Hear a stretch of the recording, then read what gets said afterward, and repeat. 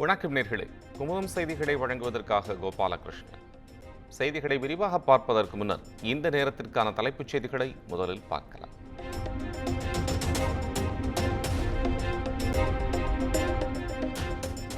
உயர்கல்வி செல்லும் அரசு பள்ளி மாணவர்களுக்கு மாதம் 1000 ரூபாய் உதவித்தொகை வழங்கும் தமிழ் புதல்வன் திட்டம் தொடக்கம்.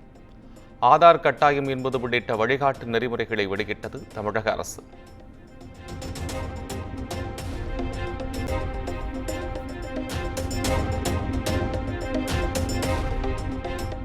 அரசை பொதுவாக நடத்துங்கள், தோற்கடித்தவர்களை பழிவாங்குவதில் குறியாக இருக்க வேண்டாம். பிரதமர் மோடிக்கு முதலமைச்சர் மு.க. ஸ்டாலின் வேண்டுகோள்.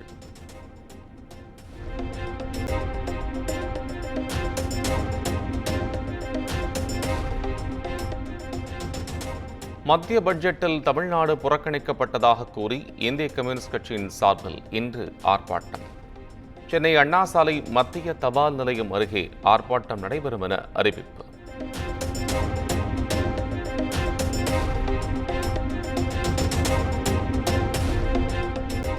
தமிழ்நாட்டிற்கு ரயில்வே திட்டங்களுக்கு 6362 கோடி ரூபாய் நிதி ஒதுக்கப்பட்டுள்ளது. காங்கிரஸ் அரசை காட்டிலும் பாஜக அரசு 7 மடங்கு நிதி ஒதுக்கி இருப்பதாகவும் மத்திய ரயில்வே அமைச்சர் அஸ்வினி வைஷ்ணவ் பேட்டி.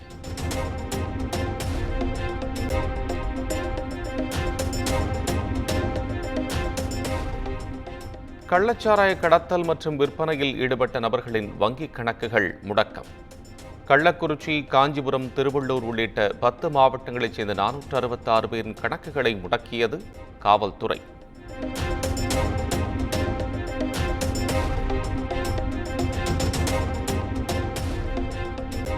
பொறியியல் மாணவர் சேர்க்கைக்கான ஆன்லைன் கலந்தாய்வு இன்று தொடக்கம். முதல் நாளில் பொதுப்பிரிவில் உள்ள சிறப்பு பிரிவு மாணவர்களுக்கான கலந்தாய்வு நடைபெறுகிறது.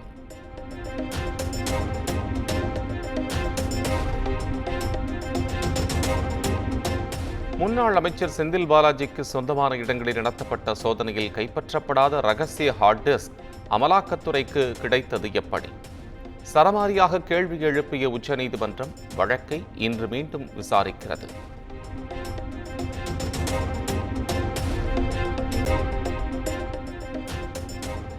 ஆம்ஸ்ட்ராங் கொலை வழக்கில் தேடப்பட்டு வரும் ரவுடி சிசிங் ராஜா தப்பி ஓட்டம்.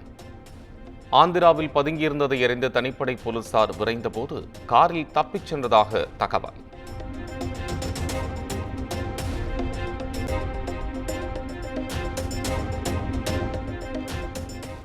போக்குவரத்து தொழிலாளர்களின் ஊதிய ஒப்பந்த பேச்சுவார்த்தை வரும் ஆகஸ்ட் 27ஆம் தேதி நடைபெறும்.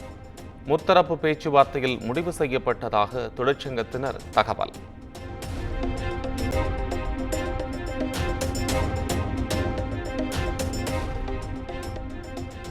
மாணவர்கள் சாதி மதங்களை கடந்து வாழ்க்கையை புரிந்து கொள்ள வேண்டும். கல்லூரி செல்லும் முதல் தலைமுறை மாணவர்களுக்கு அகரம் அறக்கட்டளை மூலம் கல்வி உதவித்தொகை வழங்கும் நிகழ்ச்சியில் நடிகர் சூர்யா பேச்சு.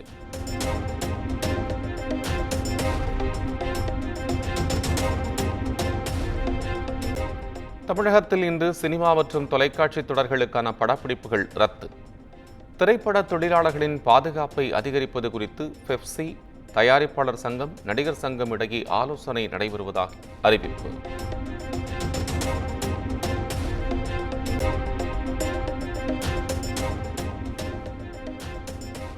அடுத்த ஆண்டு மார்ச் மாதம் முதல் கிளாம்பாக்கத்தில் மின்சார ரயில்கள் நின்று செல்லும்.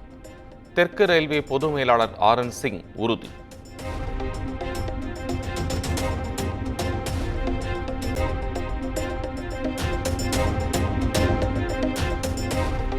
கோவையில் இன்று தமிழக தொழில்முறை துறையினரை சந்திக்கிறார் மத்திய பிரதேச முதலமைச்சர் மோகன் யாதவ்.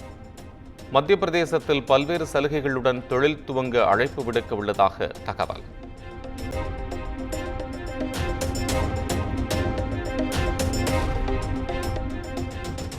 தமிழகத்தை தொடர்ந்து மேற்கு வங்க சட்டமன்றத்தில் நீட் தேர்வுக்கு எதிராக மசோதா நிறைவேற்றம். கர்நாடகாவிலும் விரைவில் மசோதா கொண்டுவரப்பட உள்ளதாக தகவல்.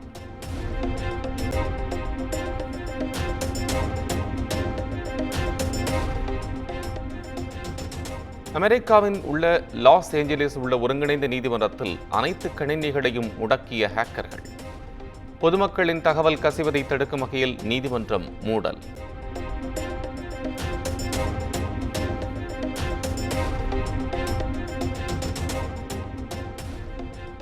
சாம்பியன்ஸ் டிராபி தொடரில் பாகிஸ்தானில் விளையாட இந்திய அணியை சம்மதிக்க வைக்க வேண்டும். சர்வதேச கிரிக்கெட் கவுன்சிலிடம் பாகிஸ்தான் கிரிக்கெட் வாரியம் கோரிக்கை.